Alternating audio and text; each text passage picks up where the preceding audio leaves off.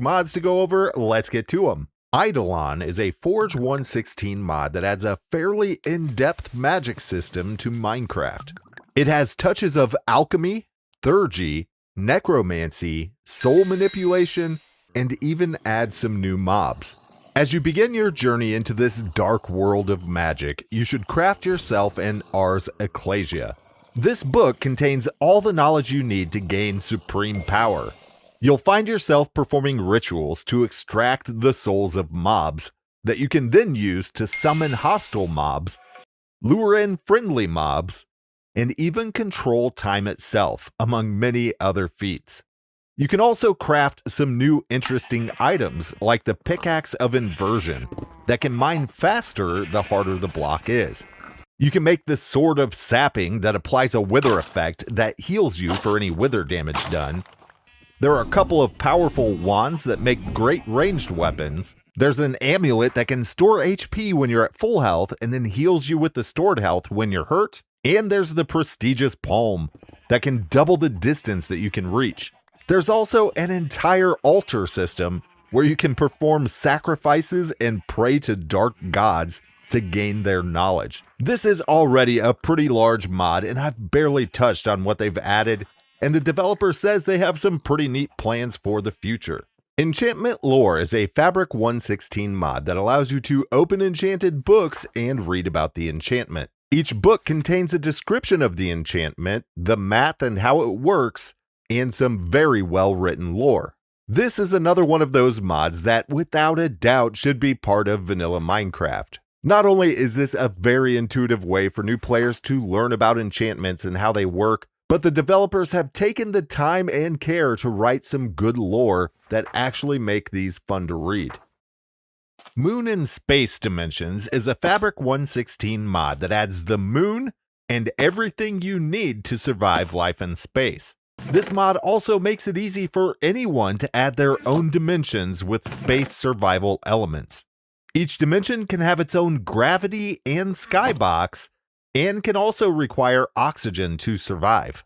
Using the Ender Beamer base and the Ender Beamer, you can travel through space and dimensions using the position of the sky to determine your location. When you're ready to do some space travel, make sure you have a protective suit equipped and loaded with oxygen, and maybe bring a slow fall potion and Totem of Undying just in case. At locations that don't have oxygen, you can use the panel blocks combined with a life support generator to create an airtight, oxygen-rich living space.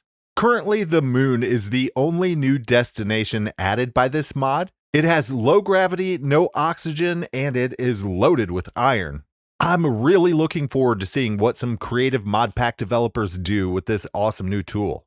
Supernatural Crops is a Fabric 116 mod that aims to make a more balanced fabric version of mystical agriculture. To get started in growing ores, you'll need to go to the end and get some Seed of the Abyss from Embedded Abyss. Surround these seeds with the ore of your choice to make bush seeds. Finally, use a netherite hoe to scrape stone to create a plantable area for your bushes, and use lava in place of water. And once your bushes have grown, you can right-click to collect your ores. Currently, this mod doesn't support other modded ores, but they plan to in the future. Not Enough Creativity is a Forge 112 and 116 mod that greatly improves the Minecraft creative experience. With this mod installed, you simply click the Switch to Creative Plus button to access all the new features. You're probably going to want JEI in cheat mode while using Creative Plus because they get rid of Vanilla's item lookup features in favor of a bigger inventory. Located on top of the bigger inventory, you can find some buttons to toggle some pretty nifty features. Long Reach will increase your reach from 4 to 12 blocks. No Clip will disable all collisions as if you were in spectator mode. Night Vision makes all blocks full bright. Pick Swap moves items to the upper inventory instead of deleting them when you pick block, and also removes the first matching item in the upper inventory if you have one. No Break Delay gives you Instamine. Allow damage will show your health bar and enable damage, but you still can't die. Instant kill increases your damage so you can get rid of mobs with a single punch and suppresses all mob drops. No item pickup prevents any items from being picked up so your inventory doesn't get cluttered. And dark mode makes everything better, like it always does. On top of all this, they've also switched to a server-sided inventory and pick block, which should fix a lot of glitches on servers. Monsters in the Closet is a simple Fabric 116 mod that highlights any mobs that are preventing you from sleeping. The mobs are only highlighted for 3 seconds each time you try to sleep, but this should be good enough to locate and hunt down any mobs trying to keep you up all night. If you install this mod in your client, it should work on any servers that you play on, and if it is installed on a server, it will work for all players, even if the players don't have the mod installed. Refabricated Slabs is a Fabric 116 mod that allows you to mix and match slabs however you like.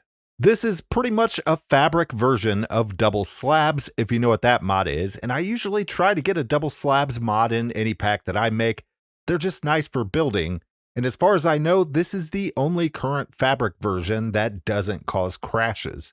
Although I have noticed that Hwyla doesn't work on stacked slabs, and you can't pick block stacked slabs either. The Outer End is a Forge 116 mod that adds new biomes, structures, and mobs to the end dimension. The first thing you're probably going to notice with this mod installed is the Ender Dragon's health has been increased to 500 health as opposed to the normal vanilla 200 health. This feature is configurable and you can set the Ender Dragon to have anything from 1 to 10,000 health. Once you've beat the Ender Dragon, you're likely to come across purple golems when you get near end cities. These guys will pummel you and toss you away if you get too close, and they drop purple blocks if you beat them. Next, let's take a look at the Azure Forest, a new end biome loaded with giant flowers. Here you can find the Spectral Fly, a new passive mob fluttering around that likes to hang out on top of the flowers. Finally, let's check out an end tower. These structures have a unique look and contain an enormous labyrinth underneath, filled with loot, endermen, and spawner rooms that spawn the last new mob, the Himmelite. These little guys are fast and will swarm and bite you and are usually guarding some loot chests. Make sure you thoroughly explore any end tower that you find, because if you do find the treasure room, it can pay off pretty big. Slimy Chunks is a Forge 116 mod that adds a lot of slime-related features. It adds a slime chunk sensor that glows if you're in a slime chunk. There's Slimy Carpet that negates all fall damage. It adds a slime pad that propels almost anything into the air, and twice as far if it's on a redstone block. If a player uses a slime pad, the player picks it up as they get launched. You can also right-click the pad to lock it in position if you don't want it to get picked up. You can craft a slimy stick that has some major knockback to send mobs and other players flying. This mod also adds some new foods that give some useful effects. Slimes can now drop many more items. Some of the more interesting ones are slimy swords and slimy rods. Slimy rods are broken fishing rods that come with Corrosive Strikes 2, a new enchantment that does some pretty decent poison damage. They can also drop slimy shovels that come with the new Slime Hunter enchantment, which allows you to dig up slimes while you're in swamp biomes. They can drop pieces of slimy armor with random enchantments. Some of the possible enchantments are new and only available on slimy armor. Helmets can get Ceiling Clinger, which allows you to stick to ceilings. You have to sneak to fall down. The chest plates can get Wall Strider, which gives slow fall when a solid block is next to you. The leggings can get Soft Fall, which negates all fall damage. And the boots can get Jump Boost, which gives Jump Boost too. Madrusa's Progressive Difficulty is a Forge 116 mod that focuses on making Minecraft more difficult based on your current progress. Currently, it consists of 3 difficulty levels: Normal, Expert, and Master. Normal is what a world starts in and currently makes a few changes to the game. Skeletons and zombies can spawn in packs with a leader and 1 to 3 sidekicks. On the mods page, it says creepers can spawn with negative effects that leave an area effect cloud behind when they explode.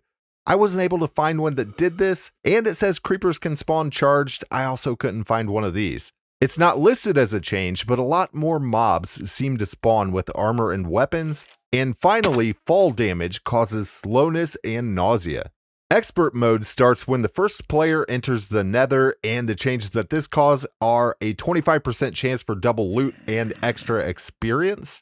Enemies have a 25% bonus to health and damage, which doubles at night. Illusioners and giants can spawn during the night. There's a new aggressive mob, the Pillager's Wolf, that can spawn during the day, and pillagers can spawn with these wolves. Spiders have a chance to poison enemies. Piglins can spawn in groups with a leader and 1 to 3 sidekicks. And it's not listed on the mods page, but apparently zombies can spawn in the Nether too. And Master Mode starts when the Ender Dragon is defeated, and it increases the chance for double loot by another 50%, bringing the total chance to 75%. The bonus to experience is increased by 25%, bringing it to 50% more XP, and enemies have another 25% bonus to health and damage, bringing their total to 50%, and it still doubles at nighttime, making it a 100% increase. And that's all the time we have for this episode. I want to thank you guys so much for watching and for sticking around to the very end. I need to give an extra big thank you to my Patreon supporters. Their names are up on the screen right now.